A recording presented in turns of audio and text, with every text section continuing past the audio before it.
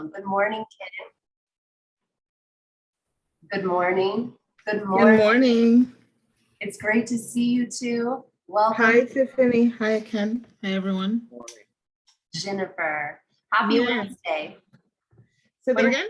Happy Wednesday. Happy Wednesday. Happy first of the year. Yes, January 5th, the Global Roundtable, the I know, right? of every month.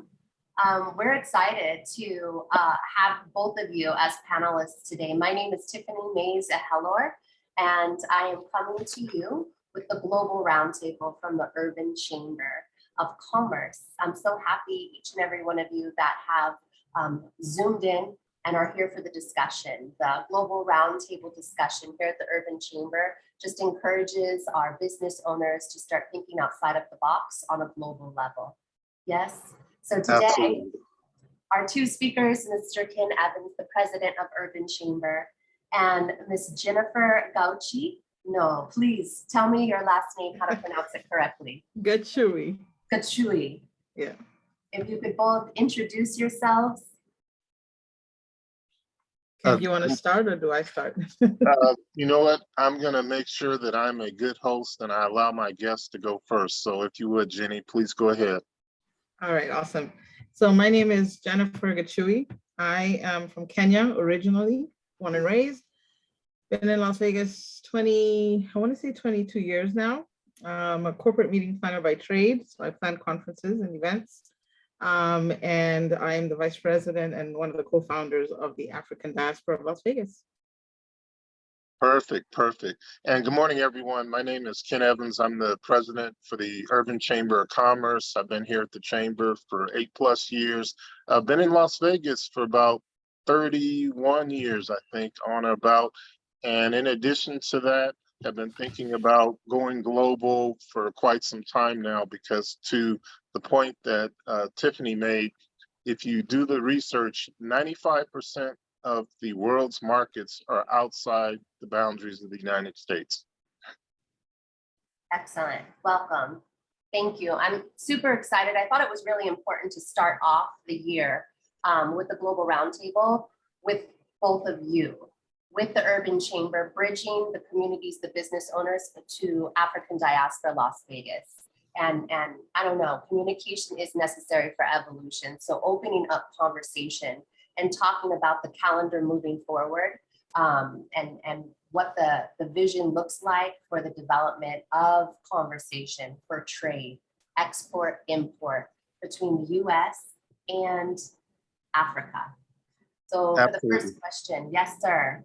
How does the African diaspora of Las Vegas work and communicate together with the Urban Chamber of Commerce for the greater development of Southern Nevada's small business owners? You two have been working together for a very long time, no? Absolutely. In fact, I want to give a little bit of background. We at the Urban Chamber probably thought about going to the African continent and exploring business opportunities there probably about 4, maybe 5 years ago, when we initially had some conversations about it.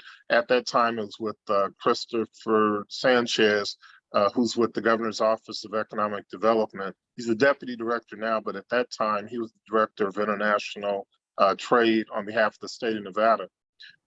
While they were already in other markets and going to other places, we said that we wanted to focus on the African continent. So that was one part of it. Now, internal to the Urban Chamber, one of the things that I thought about was, well, if we're going to do it, let's do it in a methodical, organized, structured manner. And we knew that there were 54, 55 countries on the African continent, and that it would make sense to have contacts both here as well as on the continent to facilitate two things. Number one, build the initial relationships, and then number two, leverage those relationships to pursue commerce. Well, along that time, and I'll turn it over to Jennifer in a few minutes here, along the way, we said, well, if there's a group that's already identifying representatives both here as well as on the African continent, that's something that the Urban Chamber doesn't necessarily have to spend time and resources to do. It'll be a lot more efficient, a lot more effective if we leverage and collaborate based on what they're already doing. And so over the course of time, we've built a relationship with the African diaspora of Las Vegas, and we anticipate that relationship will continue because it will help us do two things. Number one, build relationships, and then number two, leverage those relationships for commerce as well as other activities. So that's the background from my perspective, but I welcome Jenny to share from her perspective how the collaboration started and evolved. Awesome. Thank you so much, Ken. So yes, just to sort of piggyback on Ken, we founded the organization, I want to say 2019, so just over 2 years ago. And you know, I always say that frankly, the reason we launched the organization was selfish, right? It was a lot of us have lived here for 10, 20, 30 years. We've got, you know, we always say we're a birth to death organization. We've got babies all the way up to your 80-year-old moms and 90-year-old dads and uncles. And it was really more for a need to connect with each other, whether you were a student, whether you were someone who just moved here 5 years ago, whether you are 60 or 70-year-old who's been around here for 30 years. It was really more for that connection. You've got people who are business owners, others who are students, others who are professionals. But we found that there was always this link, you know, this homesickness, right? Whether it was to have access to the family, connection with other folks, or businesses. You know, some of us are remitting money back home very often. We're doing business back home, whether you've invested in some way or form. But it was really more for that connection for ourselves. And it evolved very quickly. I think, you know, at some point we had to kind of pinch ourselves because we realized how many people, how much passion there was there just for the continent, whether you were, you know, African or African American. And so we decided to just start by mobilizing. And that was really the main thing, was how do we get, you know, I've been here 22 years.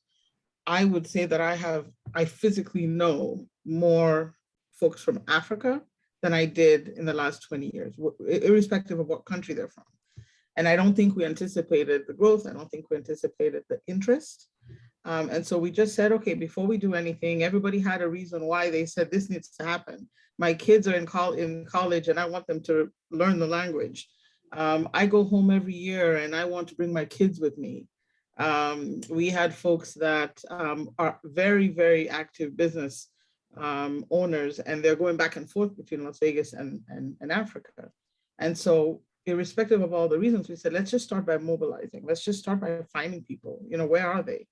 And so that was the first year. So we met Ken, and Ken has been a very, very strong supporter, as the Urban Chamber has been, coming to our mixers. We started doing monthly mixers just to get people out. And, you know, Ken graciously attended, I think it was like our third mixer, and, you know, shared the resources that, you know, that are offered. A lot of us have just started businesses and never really went to the chamber. And so we, you know, we extended an invite to him to be coming periodically to just, you know, sort of refresher, tell people where the chamber is, what are the resources that are available to them. And that, I think that opportunity and platform to provide that kind of information is really key. And as we were mobilizing, we realized, I think we went from 0 to 18 countries like that, right, in maybe 2.5 weeks. And it could have been, you know, an organized association of, you know, I don't know, Nigerians or Tanzanians of 200-300 people to 3 families from Zimbabwe. It didn't matter how many people we found. We just said, if we can get representation from as many countries as we can, and that gives us a pulse in those countries. And so we just pushed. 2019, we had mixers every month. It was pre-pandemic. We had mixers every month, and that's when we started seeing the demographic of each community. We have communities that are very heavy male. We have communities that have a lot of kids in college. We have communities that are very educated. We have other communities that barely speak English. And so, you know, for us, all of that allowed us to try to figure out how to keep the organization going, how to form the organization. What are the needs of the community? We have some, like I said, we have some that have a lot of business owners. And so those are the folks that can help sort of get onto the ground, in the continent or on the continent. So that's just a bit of a background. We wanted to, we always say our mission is to be one voice, to sort of represent the community. We're also reminded every day we deal with someone from the community that we're dealing, I think we have 24 countries now out of the 54. So we're dealing with 24 different cultures, customs, languages. We've got religions, each country could have, 36 languages or tribes within each one, depending on where you're going. And then also trying to compartmentalize the group. So you have your business communities, you have the family and education, those that need to learn English. You've got those that are not as educated and maybe need to do refresher courses or are trying to go to college. We have the moms and dads that have businesses back home that are here because their children are here. And all those, when you start talking about international connections and trade and businesses, it really pays and helps to have people on the ground, right? So I would say, we're a social organization. We never really started off saying we wanted to be a business organization. But like I said, it evolved very quickly when you start realizing the different needs. We have a sister organization called the African Chamber. I think you guys know about them, the African Chamber of Commerce. So that's one way we funnel a lot of requests that maybe we can't handle, or folks that actually want to get on the ground. And I know they do submissions and they do some work on the continent. But the beauty about what we have as an organization is each of our communities have access to their embassies. Each of those embassies do work, obviously they're based here, but they have access to connections on the ground. We had one situation where somebody wanted, I think they were trying to go to Mali or Kenya, and you connect them with it. We can connect them with the ambassador or the commerce person on the ground, because we're being very intentional about making sure that we stay in touch with them. I don't think like I said, we expected the numbers that we have. And, we're all volunteers, so we need the help to make sure that as passionate as we are for each of our own countries, we all want to sell our food, and I want everyone to go to Kenya and invest in buildings and energy and cable. I want the money there too, right? So and if there's that level of interest, we are ambassadors of our own countries, and should be able to help and should be able to connect folks on the ground. So I think I've connected like 3 or 4 people to Kenya and the embassy already, because they wanted to go, whether it was for safari or they wanted to invest in buildings, in an apartment, in a poverty area, we want to build a school, whatever it is that they wanted to do. And our ambassadors and embassy teams are very, very eager to support. So the beauty, like I said, of our organization is right now you have access to 24. We're really pushing to find the others. But there's a lot of value in having those connections and really having a homely connection on the ground. You want that. We're social culture by nature.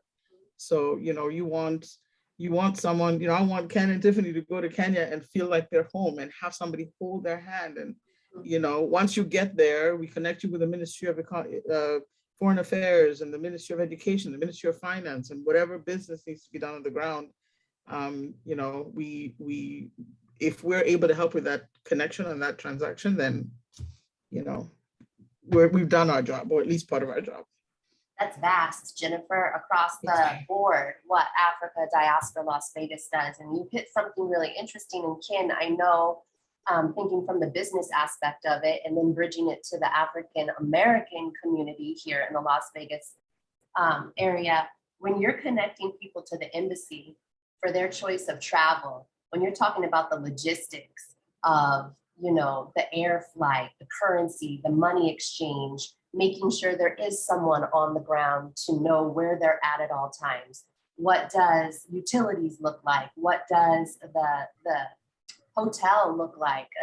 So many people in America, from my perspective, they just want to go to Africa, but they literally stop at like I don't know what immunizations to get. I don't know. I've never even contacted an embassy here in America. So it's that piece, I think that, what do you think, Ken? When you talk to the business owners within the Urban Chamber, are those questions that come up? Absolutely. In fact, that's the reason why I value the relationship that we have with the African diaspora of Las Vegas. And then in addition to that, she also mentioned another sister organization, which is the African Chamber of Commerce and Tourism. We've developed a relationship with them. Unfortunately, they were unavailable to be part of today's discussion, but we anticipate that they can be part of the discussion in the future. What I'll say is, from my own personal experience, when I first talked about going global, people kind of had raised eyebrows here and there. And then beyond that, when I talked about visiting and going to what I consider to be the motherland, our motherland as African Americans here in America, there was still some raised eyebrows and concerns because of some of the basic things that you're talking about, Tiffany. So I think it is important to have a resource like the African Diaspora Las Vegas or the African Chamber of Commerce and Tourism, because they can help you meet individuals, again, here in Las Vegas, that can give you the real information versus what you may find in general on the internet or beyond that in the news. Or because remember, sometimes here in America, we only get information from our perspective instead of talking to people that are either actually have lived there or beyond that from there, like Jennifer, like you, Stella, and some of the others that are involved with the African diaspora Las Vegas. So it can definitely be helpful. What we tell all our members is get involved with the chamber in general. We're not saying you can't make the entrepreneurial journey by yourself. And in this case, what I would suggest is that I know of individuals that have been making trips to Africa even before I got to know them at the Urban Chamber. But now that we have this resource and these relationships, I try to encourage them to reach out to the ADOLV, as well as to consider talking to people at the African Chamber, because they can possibly strengthen some of the past relationships, if not accelerate some of the things they're attempting to do as far as trade missions.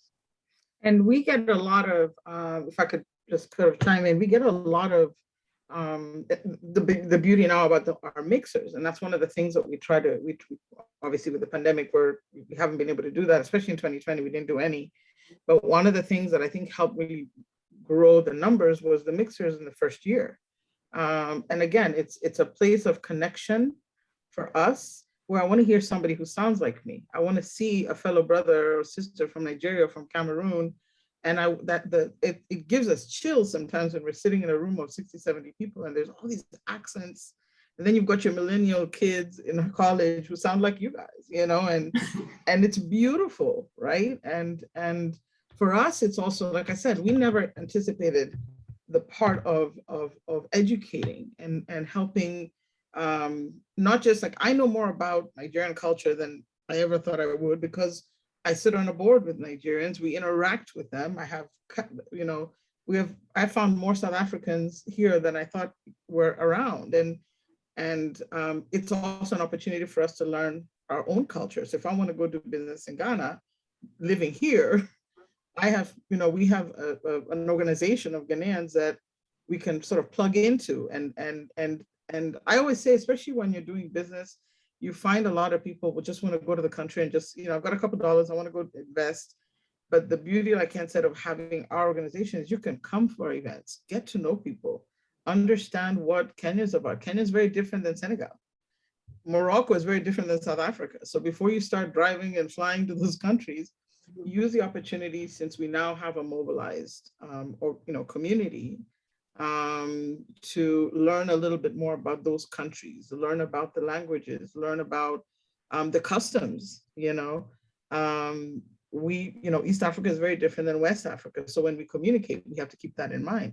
When I'm calling someone from, a Muslim country, I have to keep that in mind. You know what I mean? When we're doing Africa Day and half of our North African, and some of the East Africans can't attend because of the fact that they're fasting, et cetera. We've got to keep that in mind. So there's so many different elements.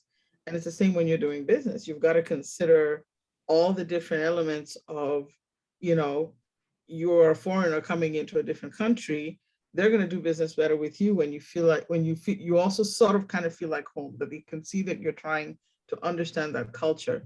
And so our organization allows, we let people be them. We want the accents, we want the food, we want the dancing, we want, because that is who we are. The business aspect, I always laugh every time I go home and realize that a lot of business is not done in a boardroom. It's done over a meal. Yep. They take you to their village so that you can see where they're from. And when you show that you're embracing that, it makes a difference. So we can be that start, right? Like I said, there's a lot of organizations, not just in Vegas. Obviously, we have the African Chamber, and there's another organization that's just coming up called the ADDI, the African Diaspora Institute, Development Institute. And they are, as a mission, want to connect opportunities on the continent with people here.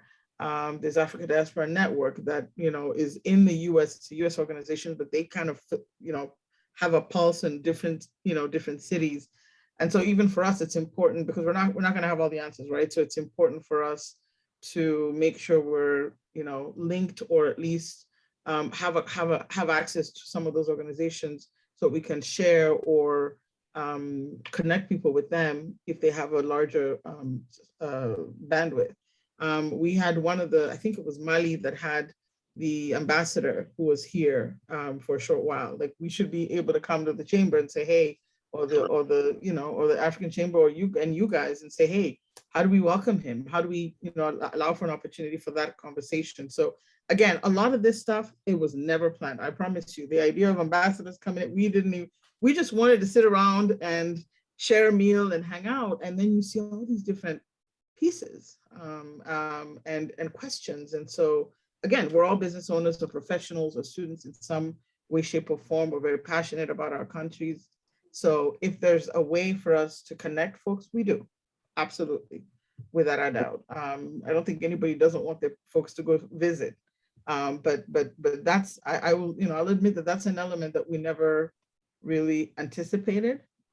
And so now we have a business committee, and the business committee, one of the main things they focus on, and we intentionally did that, was to help businesses here flourish, to elevate their businesses, how they can do better.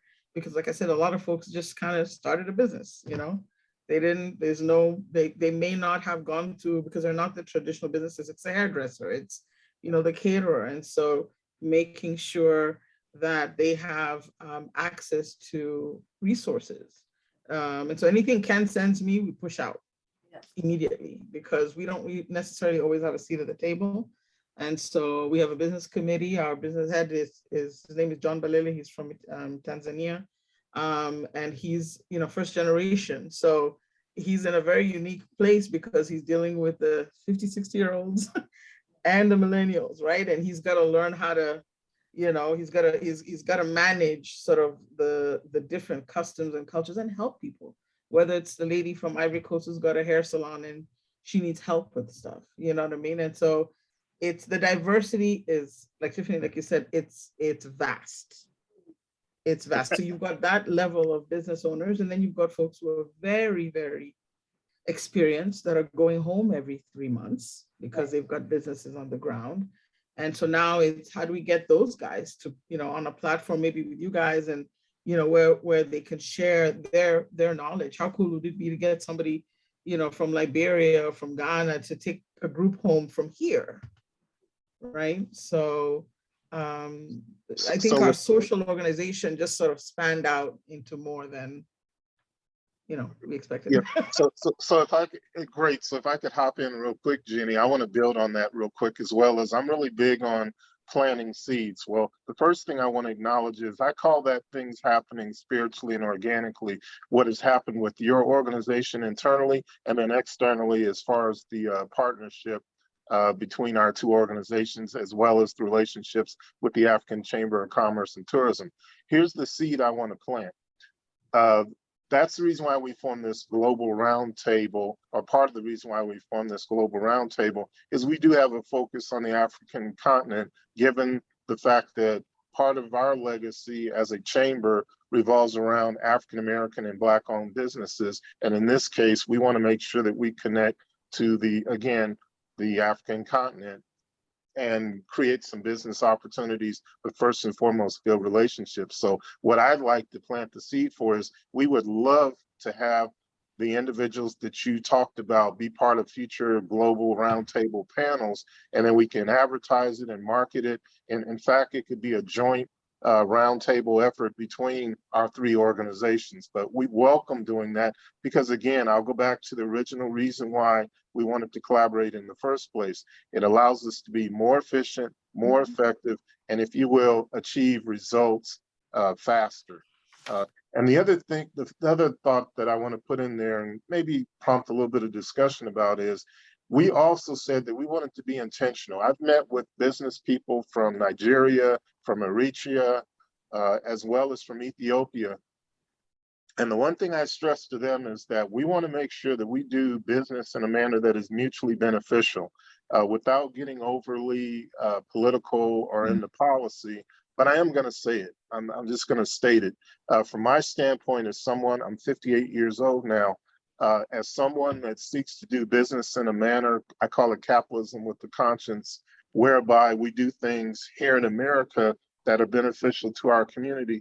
The last thing we want to do is do business between our countries or between our organization and our business members and countries in Africa that is not mutually beneficial. So what I mean by that bluntly is we want to do business whereby there's both importing and exporting, and then we create jobs here in Nevada, but we also create some meaningful jobs on the continent itself, or help them expand their businesses by importing here as well. So I just wanted to plant that seed. Again, I'm not trying to be overly political or get into too much policy about it, but I wanted to make it very clear that that is part of our aim here at the Chamber. Awesome, awesome. Yes. No, and go ahead, Tiffany. No, I was just gonna piggy off back both of what you were saying. My husband is from the continent of Africa, and we went over there last year and did some homeschool and worked through agriculture.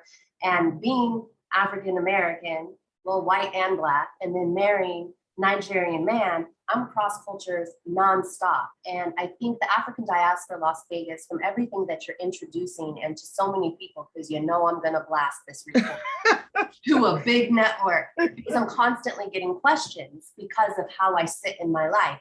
Well, Tiffany, how do I go about this?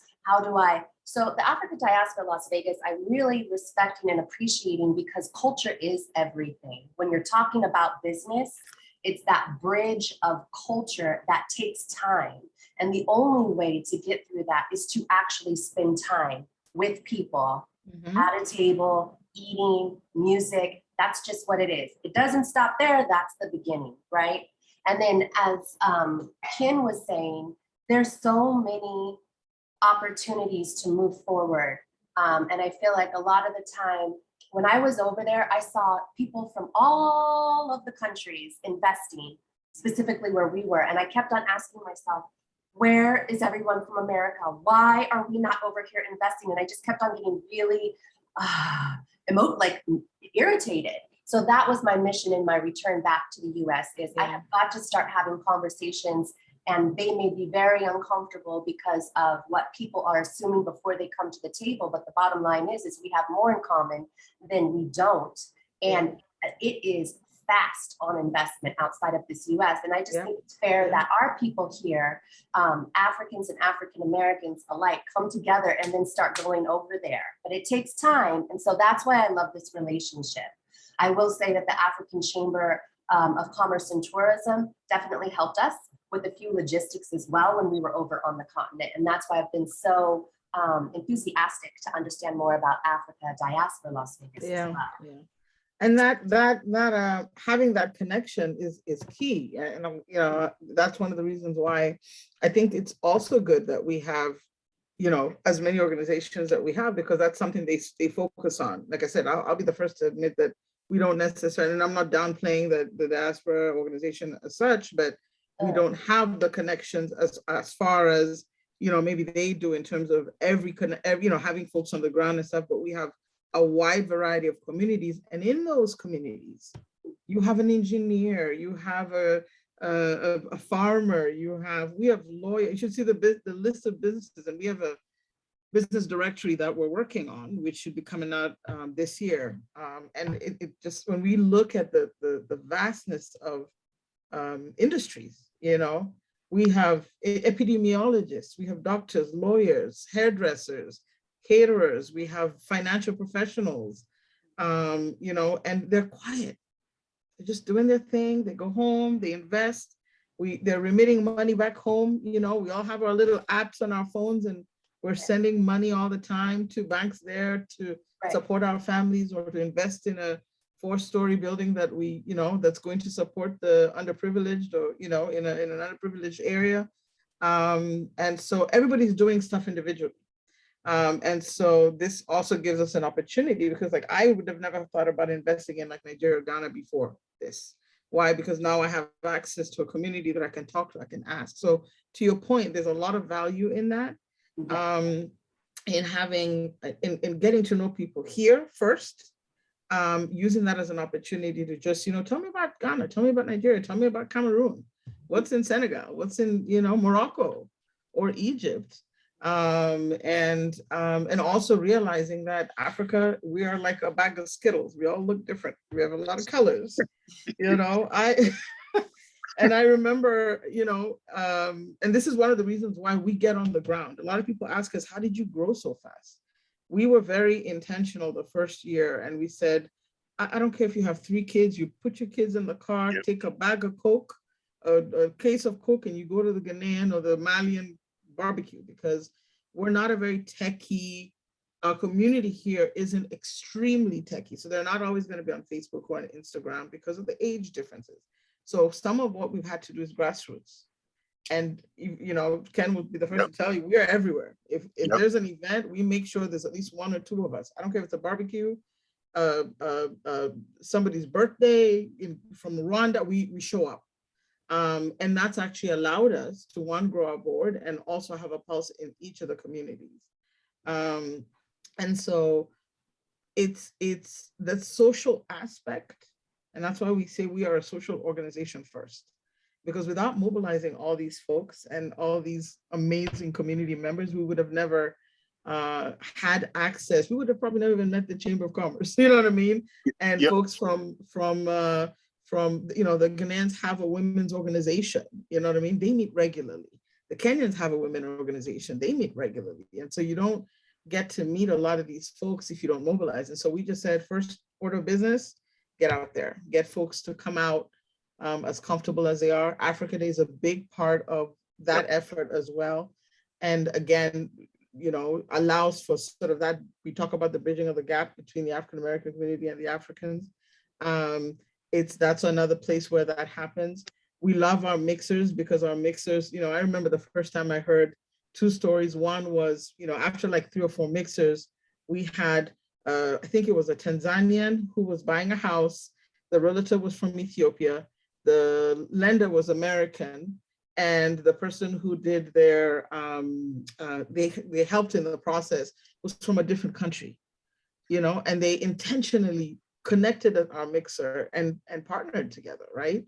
That stuff excites us, because that's what we want. We want to patronize each other. We want folks to have the opportunity to patronize each other's businesses, and we want to be able to promote them. We have a girl from Kenya who just opened up a medical spa. Quiet, she just got recognized as top 30 businesses to watch this year. You know what I mean? She was quiet for the first half of the year because she didn't really know about the organization. Now we're supporting, we show up, we're helping promote her. And whatever industry you're in, our goal is, it's a way for people to get to know each other. I had somebody come and ask me why I didn't understand what their name was, because it was an American lady who thought that all Africans should understand each other's name. That's a teaching moment, right? Because I'm looking at her going, I'm East African. I have no idea what your name means. And I mean that whole, with all due respect. And she was like, really? And so you have this honest conversation about where you're from and how each country has different tribes. And between those tribes, I'm a mixture of 2 tribes, which means I should speak like 5 languages, right? So all those things make a difference because you want to go to the continent, be able to say hello in Igbo and hello in Swahili and hello in Zulu. You want to be able to engage. That's what's going to help. And that's the piece I think a lot of folks don't talk about, that social aspect. You have 100 grand and you want to go and invest at home, you're going to go a lot further if you blend it, you know? And so what better way to use a platform like this to understand, you know, each of those, you have an opportunity, to, at least right now, we have 24 countries, to get to know each of those countries and to get to know what makes each of those countries special. We're one continent, we always say that, and we support each other regardless, right? And I think that piece, and you'll hear it from embassies as well. You know, they are you had asked a question, Tiffany, earlier. They are the ones that, if we connect someone with someone on the ground, you know, they're going to get their ministries involved because you're coming to do business on their country, to get to know their country. And then you've got that personal connection. Maybe somebody here who'll say, here's the number of a friend of mine who's on the ground, who's experienced in, you know, permits, and they'll help you get your permits in whatever area. And so we do business with friends. I mean, obviously, you know, you want folks that can deliver, you know, on the work, but, you know, like I say, it's a very social country. It's a very, very social country. And so that social connection, that social aspect is really key. And I want to hop in and say, and again, I'm planting seeds here, is to any of our members that may be watching this live, or definitely that may watch the replay afterwards, please take advantage of, and once again, use these resources if you're planning to do business on the African continent and in one of the 54 countries. For example, the connections to the ambassadors. Several times, what I appreciated about the Governor's Office of Economic Development, when Chris Sanchez was there, if an ambassador was coming, he did reach out. Well, now we have another organization or 2 organizations that we partner with that absolutely, if there's a opportunity for our chamber to help be part of the delegation that receives them here, or conversely, if there's a trade mission, and we do have the ability to help set up trade missions, we want to make sure that we leverage these relationships on this end. So I think it's a great thing. And again, I just want to really encourage those of you that are on live, or may know other people that can't be here today or may come back and watch it later, please take advantage. But it starts with going to the mixers and some of the events. I know you mentioned Africa Day. I've been to at least 2, maybe 3 of those events.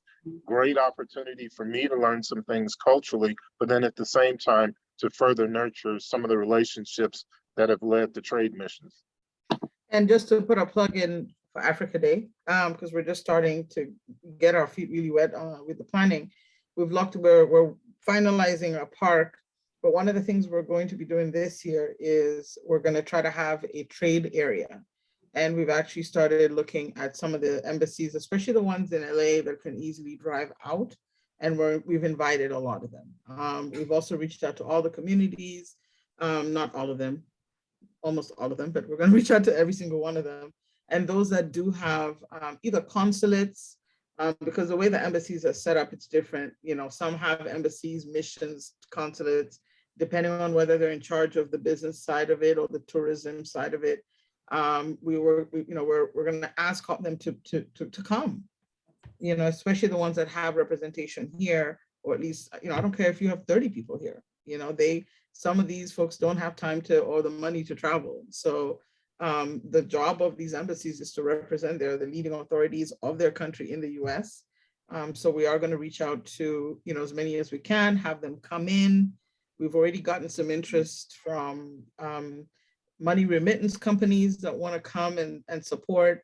You know, they're the folks that folks would use if they're trying to invest and send money back home. So trying to get some of those organizations and companies that are very active on the continent and work with communities here.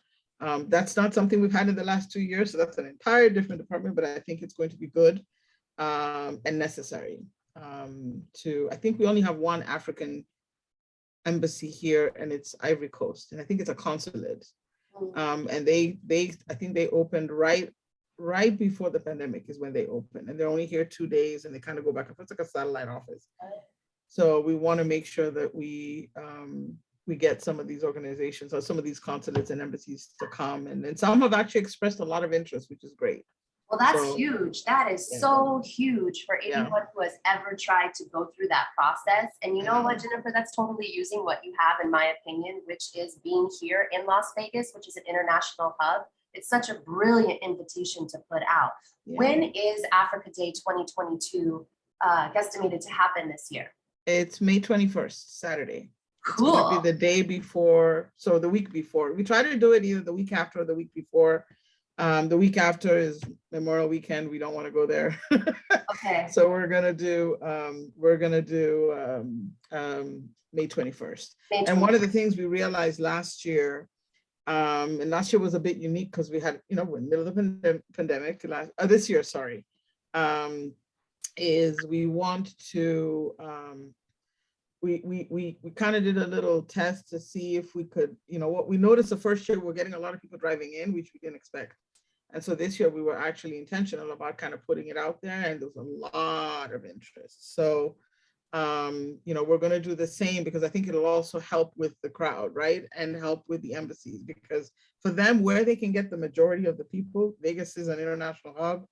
We're a destination.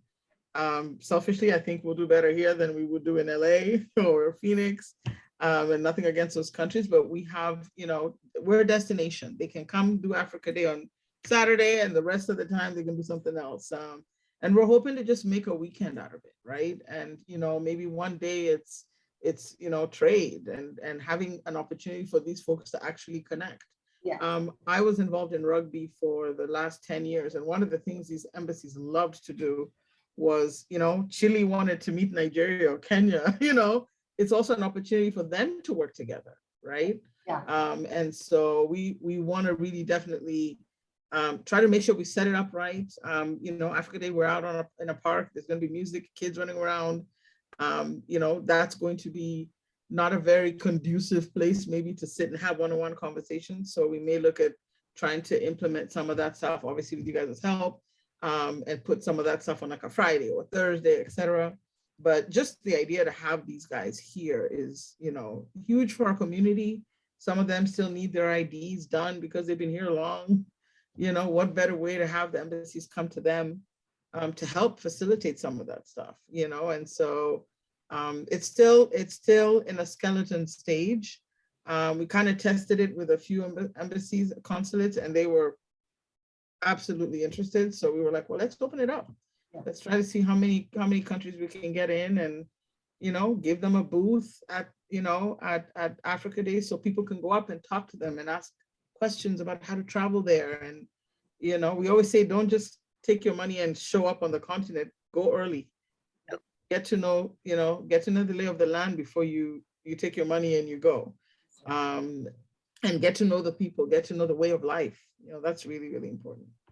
And I think that this is a golden opportunity. Again, we're at the chamber, we're big on doing pilot programs, demo projects, however you want to call it. But again, it comes back to cooperation and collaboration. So I want to offer up right now, we'd love the opportunity to partner as the Urban Chamber, but partner through our Global Roundtable with that trade, in whatever form it ends up in.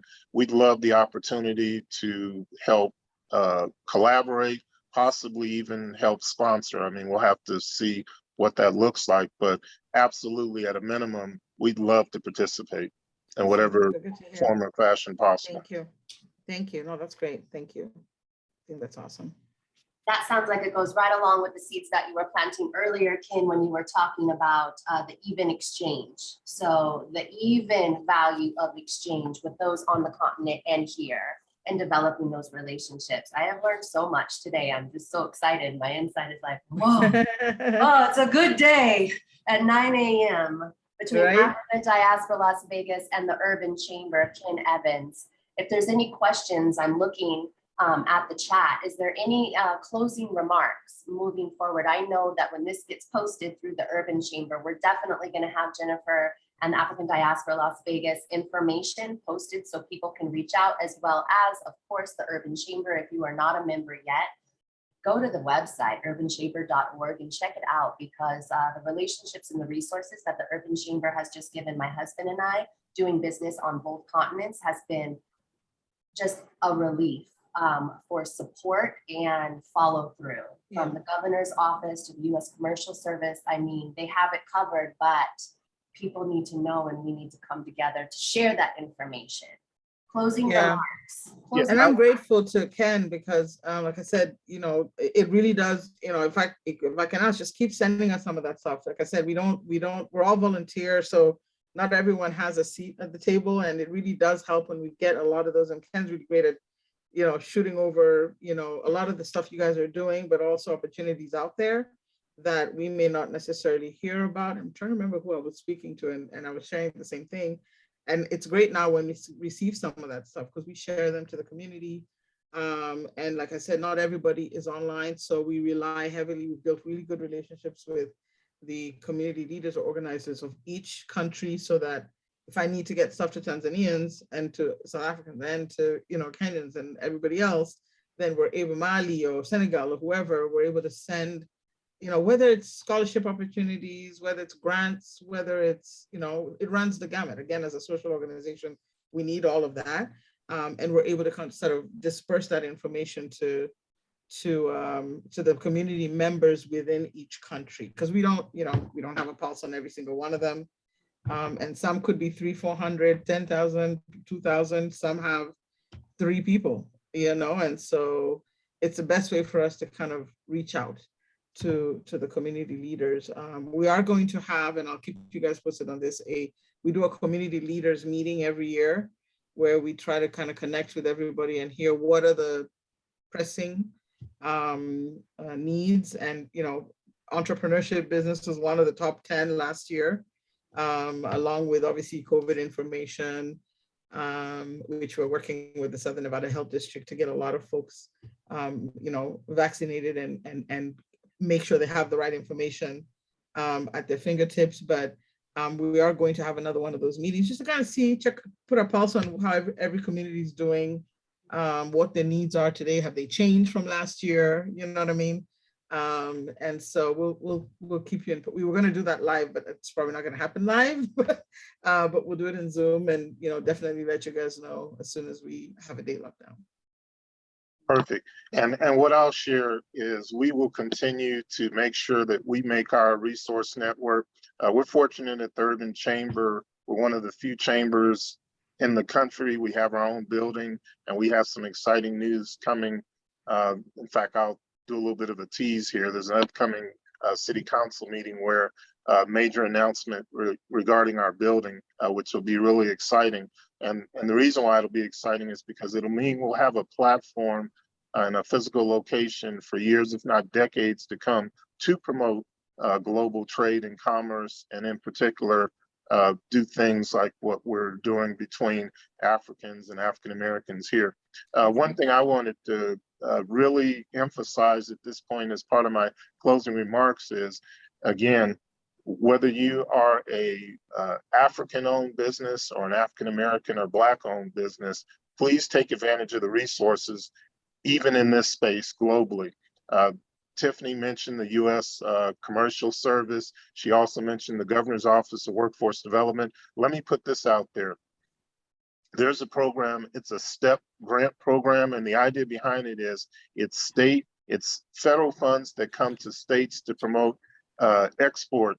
And typically they will fund a portion of your trade mission, or in some cases, even if you're going as an individual, you can apply for these funds and they will offset your travel to Africa. So if we have members of the African Chamber of Commerce and Tourism or members of the African diaspora Las Vegas, or members of our global roundtable that anticipate doing things that will not only promote trade between one of the countries from Africa, but will also develop jobs here.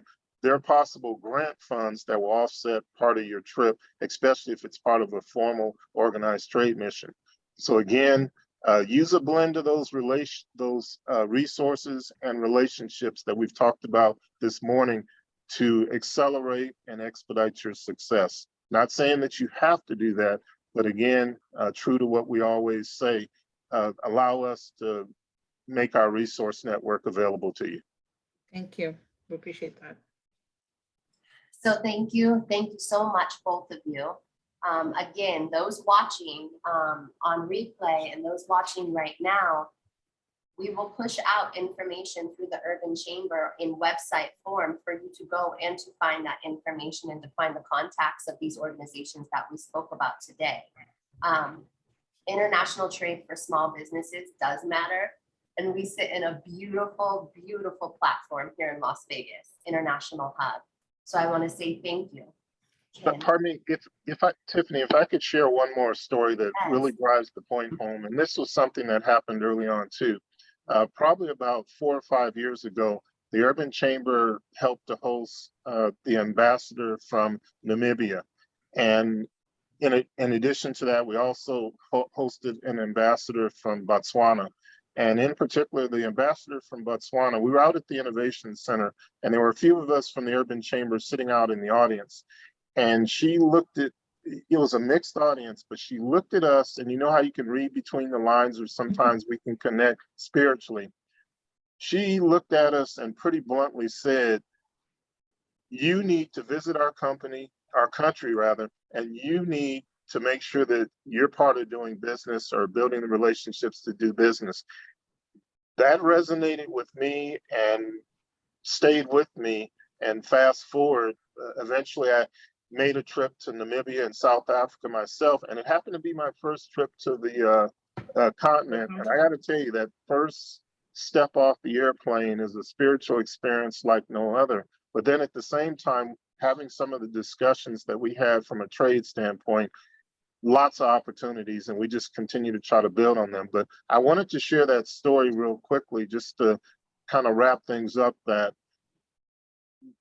they do want African Americans and Black-owned businesses, one, to visit, and then two, to consider business opportunities, because I think ultimately it's still home, and they want us to come home in some capacity. So that's a little bit more of a spiritual share there, but I think it's relevant and important because you feel that when you're over there. So thanks, Tiffany, for letting me interject that.